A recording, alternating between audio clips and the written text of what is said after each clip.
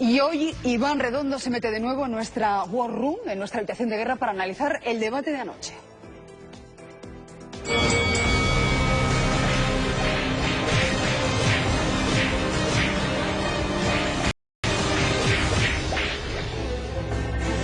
Cuando quieras, tu análisis, Iván. Bueno, es muy importante destacar que en cualquier debate a cuatro, es de manual casi, es un principio, la gestión de las expectativas es fundamental. Pero ayer todo lo marcó, todo, porque lo digo, con independencia de las estrategias con las que iban a debatir los cuatro, las cuatro en este caso, todo lo marcó el CIS. Y es muy importante destacar este dato. Y dos datos más, que creo que es relevante.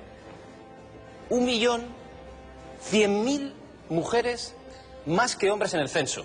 Segundo dato relevante, 2,2 millones, que es importante, de personas que no saben, no contestan, no saben qué van a hacer. E incluso de ellas, 1,5 millones, que también es relevante, que no saben a quién votar. Del 20D, de gente que votó el 20D. Esto lo tenían previsto los partidos, que también es relevante. Más mujeres que hombres votando, dato a tener en cuenta. 1.100.000, que por eso el debate tiene mucho sentido. Lo digo para los que pensaban que este debate no era interesante. Y entre esas mujeres muchas indecisas. Muchísimas indecisas. Vamos a los indecisos, claro. El 32,4% que trataban de conquistar todos, que es muy relevante este dato. Vamos un poco al reparto de roles, que yo creo que es muy interesante.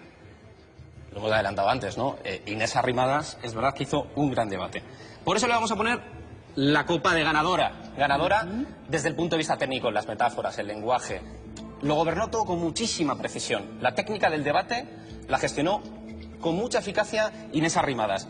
Pero fue muy interesante en el día del sorpaso en votos y el sorpaso en escaños ver la siguiente competición. Y en este caso voy a ser lo más conservador. Fue muy especulativa Carolina Vescanza. Se lo preparó, que es relevante. Por supuesto que se preparó el debate. Pero, insisto, hay que entender las posiciones. Todas empezaron muy nerviosas.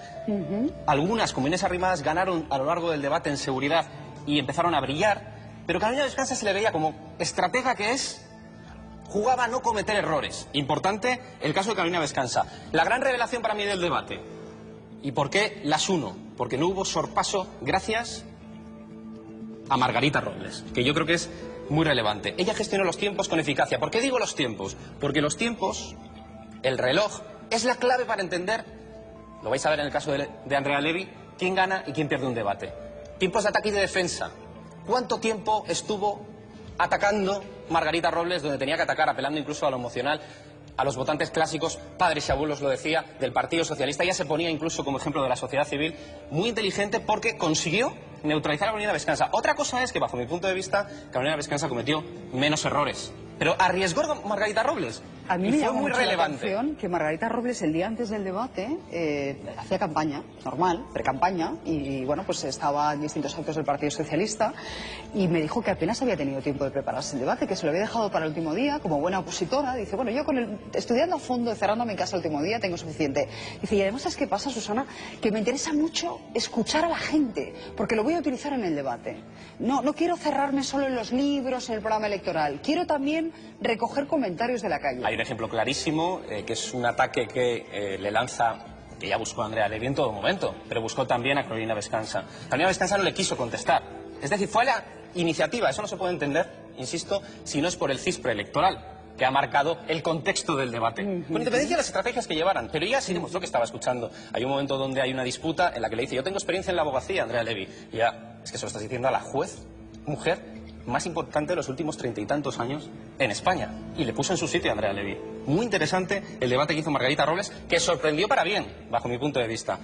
Otra cosa es que creo que el no cometer errores y la estrategia más especulativa, teniendo esos últimos escaños, esas provincias en la cabeza de Carolina Vescanza, le funcionó. Esto es interesante. Vamos al caso de Andrea Levy. A ver, Andrea Levy lo tenía muy complicado.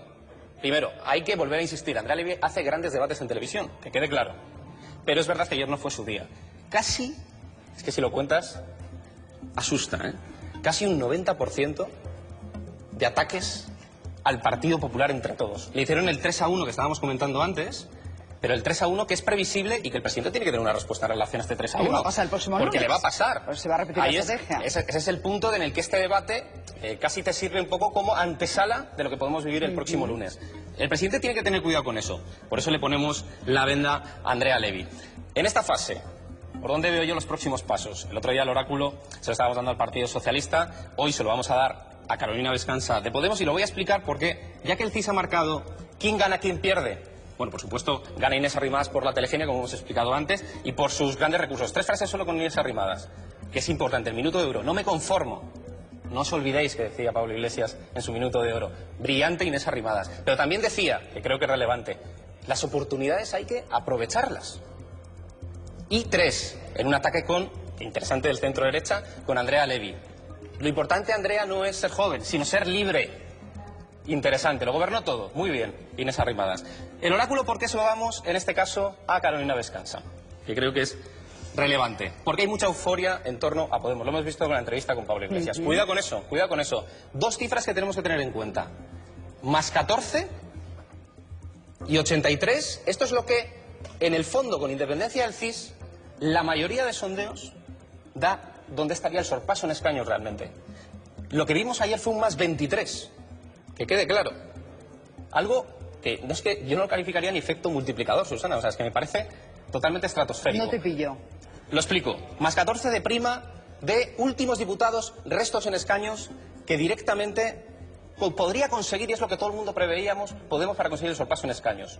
Pero es que lo que vimos ahí en el CIS, y es el más 23, es que le quita últimos escaños prácticamente a todas las fuerzas. Es decir, que la polarización solo le beneficia a Unidos Podemos en este momento.